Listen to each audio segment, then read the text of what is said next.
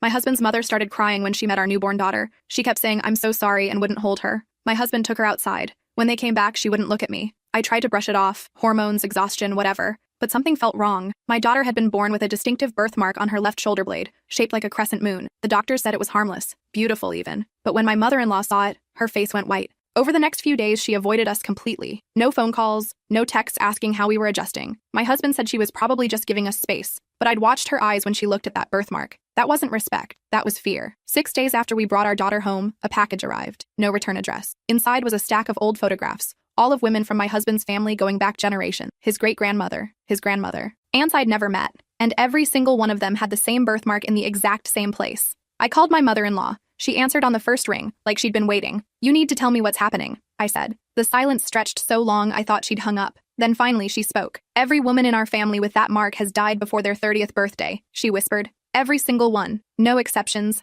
I prayed it had skipped a generation, that my son would be safe from it, that his children would be safe. My blood went cold. "What do you mean died? How?" "Different ways, but always sudden, always unexpected. My mother-in-law drowned when her daughter was only 6 months old. My husband's aunt had an aneurysm at 28. His cousin was in a car accident at 29. Her voice cracked. I've been trying to find a pattern, some way to stop it, but there's nothing, just the mark, and then they're gone." I looked down at my sleeping daughter, at that beautiful crescent moon on her perfect skin. "That's superstition," I said, but my voice shook. "You're talking about a curse or something. That's not real." "I thought the same thing," she said, "until I married into this family, until I watched it happen. I have documents going back to 1890, hospital records, death certificates. The birthmark appears in every generation, and the women who have it never see 30. I hung up and immediately started researching. Birth records, obituaries, family trees my husband had mentioned but never shown me. And there it was, exactly as she'd said, a pattern too consistent to be coincidence. That night, I confronted my husband. He'd known, he'd always known. His family had hidden it from me, hoping that by not speaking it aloud, they could somehow break the curse. But when our daughter was born with the mark, that hope died. I spent the next week in a fog, watching my daughter sleep, counting the years she might have. Then the real horror started. I began finding things. Old journals belonging to the women who died. All of them had written the same thing in their final entries. They'd started seeing a figure in mirrors, a shadow that stood behind them, getting closer each day. Last night I was changing my daughter when I glanced at the nursery mirror. There was something standing behind me. Something that wasn't there when I turned around. I grabbed my daughter and ran downstairs. My husband found me in the kitchen, shaking, clutching our baby so tightly she started to cry. "What happened?" he demanded. I couldn't speak. "How do you explain that you saw death itself standing behind you? That the same thing that killed his grandmother, his aunt, his cousin, was now in our home?" He pulled out his phone and called his mother. She arrived within the hour, carrying a leather-bound book I'd never seen before. "I should have given this to you sooner," she said, her hands trembling as she set it on the kitchen table. "But I was praying you wouldn't need it." The book was a family history, but not the kind you'd find in a genealogy library. This was a record of every woman who'd been born with the mark, every death, every failed attempt to stop it. And in the back, tucked between yellowed pages, was a single photograph. It showed a woman standing in front of a mirror. Behind her reflection was the same shadow I'd seen in the nursery. Her name was written on the back, Catherine. She died 4 days after the photo was taken. "They all see it first," my mother-in-law whispered. "The shadow. It appears when the marked woman has a daughter. Never before. It's like having a child triggers something." I felt sick. "So my daughter is going to see this thing too? When she has kids? If she lives that long," my husband said quietly. His face was pale, his eyes red. "If any of them do." For the first time, I understood why he'd been so distant since the birth, why he'd thrown himself into work, staying late at the office, avoiding the nursery. He wasn't being a bad father. He was mourning a daughter who was still alive. I refused to accept it. I spent the next month diving into research. I contacted paranormal investigators, historians, anyone who might have answers. Most thought I was crazy. A few believed me but had no solutions. One elderly woman in Louisiana told me about similar family curses she'd encountered. "The mark is a binding," she explained over a crackling phone line. "Somewhere in your family's past, someone made a deal, traded something for power or wealth or protection, but there's always a price. How do I break it?" "You can't," she said simply. "These things run in blood. They're passed down like genes. The only way to stop it is to end the bloodline." I hung up and stared at my daughter sleeping in her bassinet. End the bloodline. That meant she could never have children. That meant this beautiful little girl would live under a death sentence her entire life, knowing that if she ever became a mother, she'd die. Or I could make a different choice. The thought came to me in the middle of the night, sudden and terrible. I was the one who'd seen the shadow. I was the one who triggered the curse by having my daughter. If anyone was going to die, it should be me, not her. I started documenting everything. Every mirror I looked into, every reflection that showed the shadow getting closer. It moved like smoke, like it was made of darkness itself. Sometimes it was distant, barely visible in the background. Other times it was so close I could see the outline of shoulders, of a head tilted at an unnatural angle. I stopped looking at mirrors altogether, but that didn't stop it. I'd catch glimpses in car windows, in the black screen of my phone, in the surface of water. The shadow was everywhere, patient and inevitable. My husband begged me to see a doctor. Maybe it's postpartum psychosis, he said desperately. Maybe none of this is real. I wanted to believe him. I took the medications they prescribed, sat through the therapy sessions,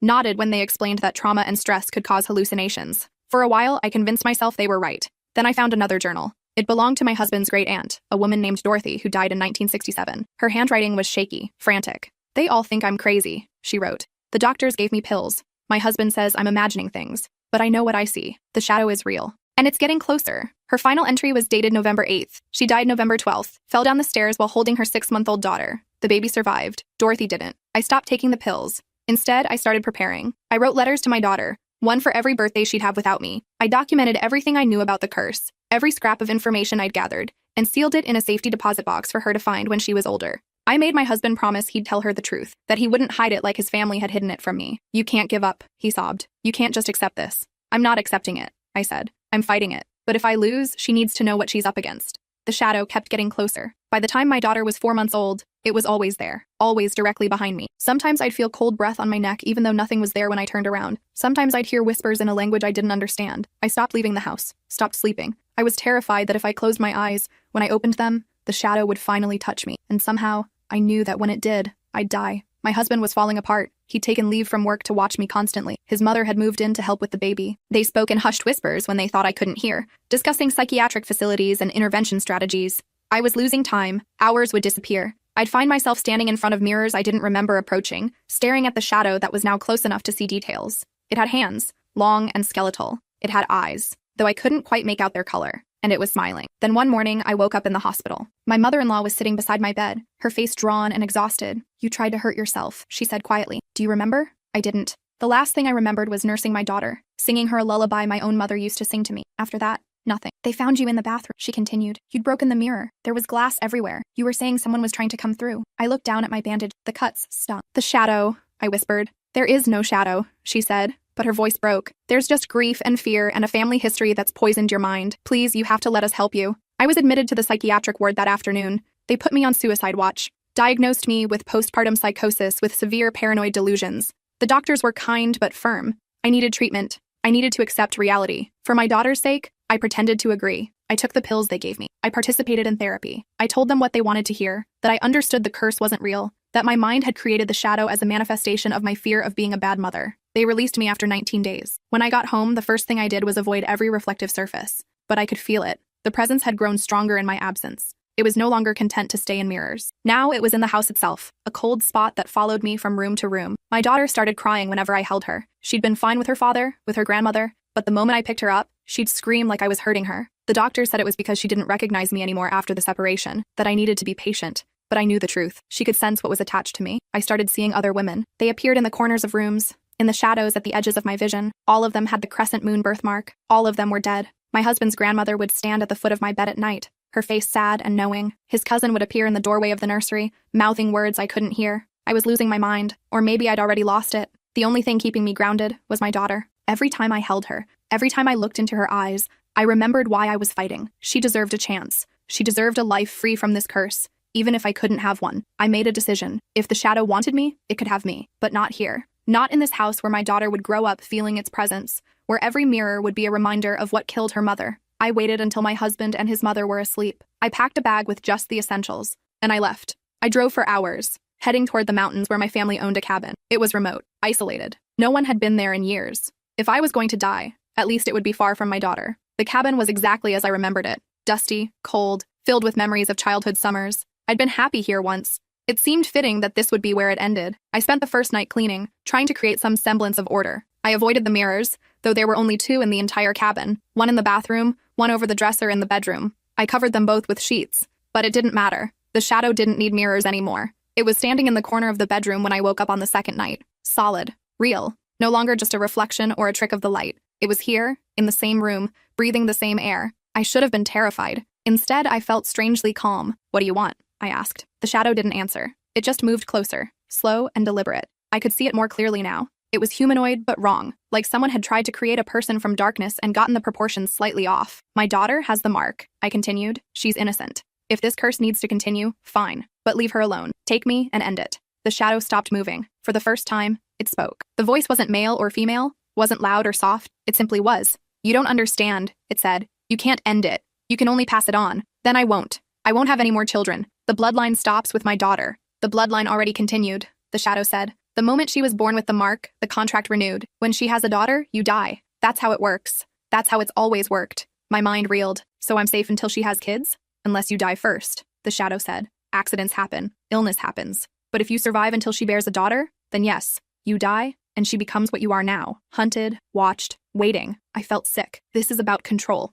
About making us live in fear. This is about debt, the shadow corrected. Your ancestor made a bargain. Power for her family. Success, wealth, protection. But power always has a price. The firstborn daughter of each generation pays it. What was the bargain? Who did she make it with? The shadow moved closer. I could feel cold radiating from it, seeping into my bones. That knowledge died with her. All that remains is the debt, and debt must be paid. Then I'll find a way to pay it, I said. There has to be another way. There isn't, the shadow said simply. I've existed for over 200 years. Watched generations of women try to break this. They all failed. You'll fail too. It reached out with one of those impossibly long hands. I flinched, expecting pain, expecting death. Instead, it touched my forehead, gentle, almost tender. Memories flooded my mind. Not mine, but the memories of every woman who'd come before me. I saw them all, felt their fear, their desperation, their love for their daughters, watched them die in 100 different ways, all before their 30th birthday, all after their daughters had children of their own. I saw my husband's grandmother, holding her newborn granddaughter, knowing she only had months left. I saw his aunt, writing goodbye letters she'd never be able to send. I saw his cousin, driving her car off a bridge because at least then she could choose how it ended. And I saw further back, the woman who'd made the original bargain. She was young, barely 20, standing at a crossroads in the middle of the night,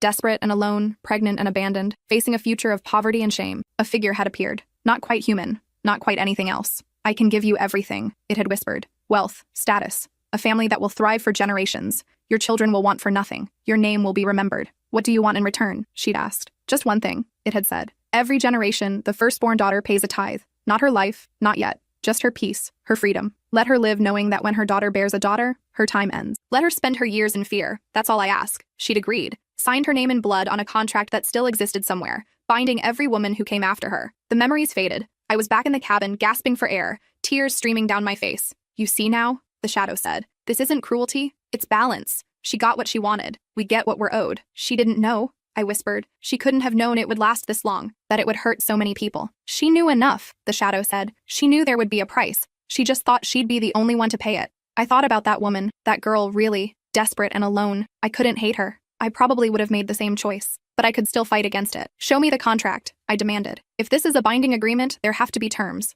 Loopholes. Something. The shadow actually laughed. It was the most horrible sound I'd ever heard. You think you're the first to think of that? Generations of women have searched for that contract. None have found it. Then where is it? Hidden, the shadow said. Bound. Protected. Even if you found it, you couldn't break it. The magic is too old, too strong. Some things, once begun, cannot be undone. I refuse to believe that. Everything has a weakness. Every curse can be broken. Then you'll die trying, the shadow said, just like the others. It vanished, leaving me alone in the dark cabin with nothing but questions and the certain knowledge that I had, at most, 29 years left to live. Less, if my daughter had a child young. I spent the next week at the cabin, going through every document I'd brought with me, every journal, every record. There had to be something I'd missed, some clue about where the contract was hidden or how to break it. But all I found were the same stories repeated over and over. Women who saw the shadow, who tried to fight, who ultimately lost. Not one had found a way out. On the 8th day, my husband found me. He must have tracked my phone or my credit cards. He stood in the doorway looking like he hadn't slept in days. Come home, he said. Please. Our daughter needs her mother. She needs a mother who isn't cursed. I replied. I'm poison to her. The longer I'm around, the more danger she's in. You're her mother, he insisted. Curse or no curse, you're what she needs. We'll figure this out together. I wanted to believe him. God, I wanted to. But that night, after he'd convinced me to come home, I had a dream. I saw my daughter grown, beautiful, holding a baby girl with a crescent moon birthmark on her shoulder. And I saw myself, older but not old, standing behind her with the shadow at my back. I saw the moment it would take me. Quick, clean, a stroke, the doctors would say. Tragic, but natural. And my daughter would be left with the same burden I carried now. I woke up screaming. My husband held me while I cried. What if we're wrong? I sobbed. What if there is a way to break this, but we just haven't found it yet? Then we keep looking, he said. We don't give up. We fight for her. So that's what we did. We spent the next year searching. We hired researchers, consulted with experts in folklore and ancient magic. We traveled to places where my husband's family had lived, dug through centuries-old records, interviewed distant relatives who might remember something useful. We found nothing. Or rather, we found the same thing over and over. Confirmation that the curse was real, that it had claimed every woman who'd had the birthmark, and that no one had ever broken it. My daughter's first birthday came and went. She was walking now, babbling in that almost language toddlers speak. She was perfect. And every time I looked at her, I counted the years. If she had a baby at 25, I had 24 years left. If she had one at 20, I had 19 years. I started having panic attacks. The shadow was always there now, a constant presence just out of sight. I'd gotten used to it, the way you get used to chronic pain. It was part of my life now, this haunting. My husband suggested we see a specialist in Boston who claimed to have broken a family curse before. We flew out with our daughter, desperate for any hope. The specialist was an older man named Dr. Hutchins. He listened to our story without judgment, examined the photographs and documents we'd brought, and spent 2 hours with me alone, asking detailed questions about the shadow, the visions, everything. Finally, he sat back in his chair and sighed. I've seen cases like this before, he said. Not exactly like this, but similar. Generational curses, binding contracts made centuries ago. And I'm sorry to tell you, but there's no easy answer. Is there a hard answer? I asked desperately. Maybe, he said carefully, but you're not going to like it.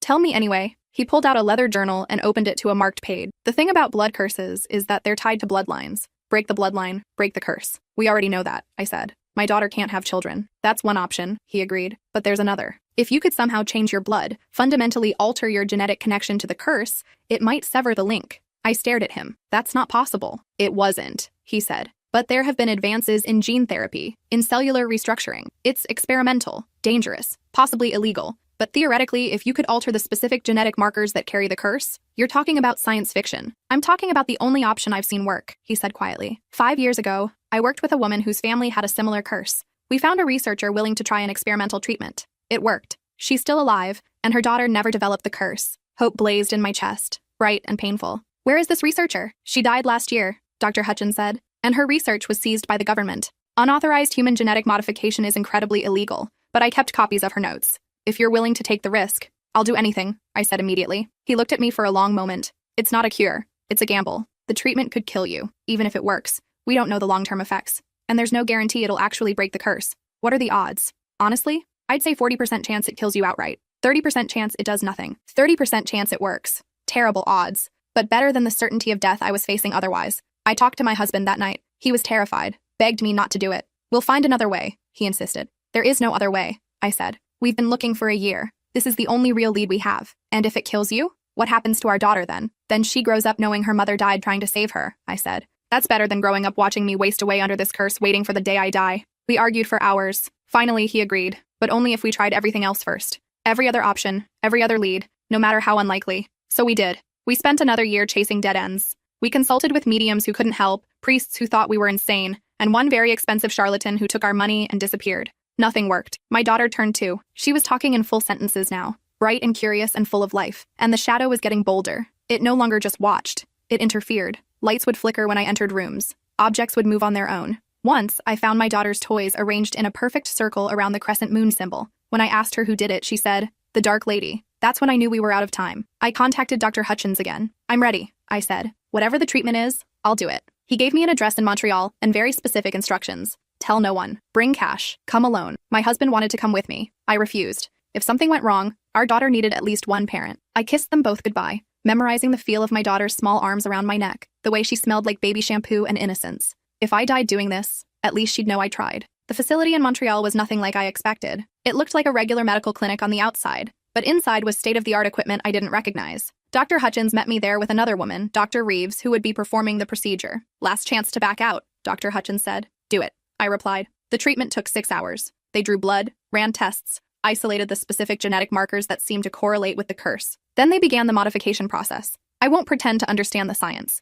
All I know is that it hurt. Not physically, but somewhere deeper, like they were rewriting my DNA from the inside out. I passed out somewhere around hour 4. When I woke up, it was dark outside. Dr. Reeves was standing over me, looking concerned. "How do you feel?" she asked. I took inventory. My body ached. My head throbbed. But something else was different. Lighter. The shadow. I whispered. "I don't feel it anymore." Dr. Reeves and Dr. Hutchins exchanged glances. "It's too early to know if it worked," Dr. Hutchins said carefully. "The changes need time to fully integrate. It could be days or weeks before we know for sure." They kept me there for observation for 5 days. In that time, I didn't see the shadow once. Not in mirrors, not in reflections, not lurking in corners. For the first time in years, I felt like I could breathe. On the 6th day, I went home. My husband and daughter were waiting at the airport. My daughter ran to me, and for the first time since she was born, she didn't cry when I picked her up. She just hugged me tight and said, "Mommy's home." That's when I knew something had changed. We lived carefully for the next month, watching for any sign that the curse remained, but there was nothing. No shadow, no cold spots, no whispers in the dark. I started to hope. Then, 31 days after the treatment,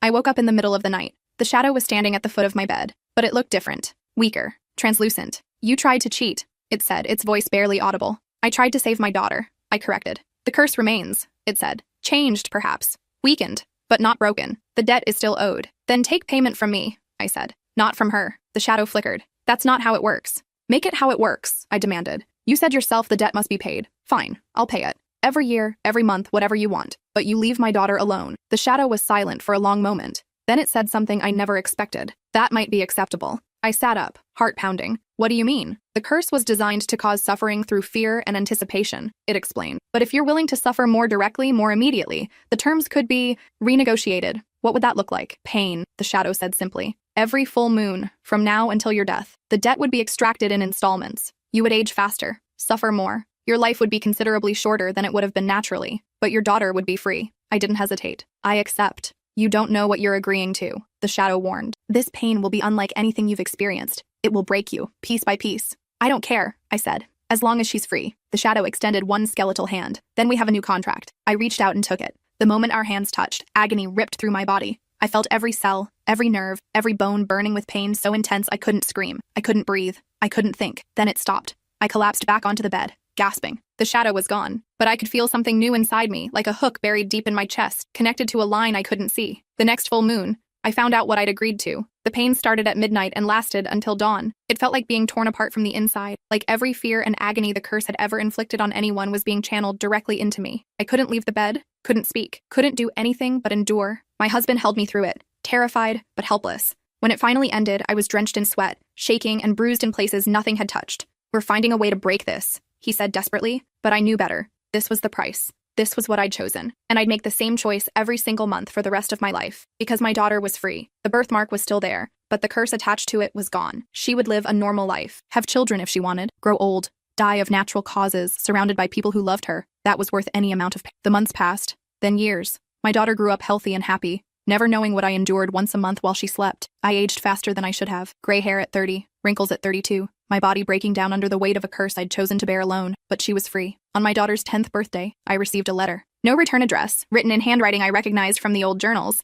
It was from one of the women who'd died, though I didn't know how that was possible. Thank you, it said simply. You did what we couldn't. You saved her. The curse ends with you. I burned the letter and never told anyone about it. My daughter is 16 now. Beautiful, brilliant, full of dreams and plans for the future. She wants to be a doctor, help people, save lives. She has no idea that her life was saved first. I don't know how much time I have left. The pain gets worse each month. My body is failing faster than it should. But every day I wake up and see her thriving, I know it was worth it. The curse that haunted my husband's family for generations ends with me. Not because I broke it, but because I took it into myself and transformed it. Changed the terms. Made a new bargain. My daughter will never know the weight of the crescent moon birthmark. She'll never see shadows in mirrors or count down the years until her death. She'll be free, and that's all that matters. Though sometimes, late at night when the pain is at its worst, I wonder about the woman who started all this. That desperate girl at the crossroads. Would she have made a different choice if she'd known what it would cost? Would she have found another way? I'd like to think she would have. But I also know desperation makes us do impossible things. Makes us believe in magic when reason fails. She thought she was saving herself and her children. I know I'm saving mine. Maybe that's all any of us can do. Bear the curses we're given, transform them if we can, and hope the next generation has it better than we did. My daughter just called me for dinner. She made my favorite, trying to cheer me up. She knows I've been sick, though not why. Thinks it's just early onset arthritis or something mundane. I'm going to go eat with her now, laugh at her jokes, help her with her homework, be the mother she deserves. And in 15 days, when the full moon rises, I'll endure the pain again, and again, and again, for as long as my body can take it, because she's worth it. She's always been worth it.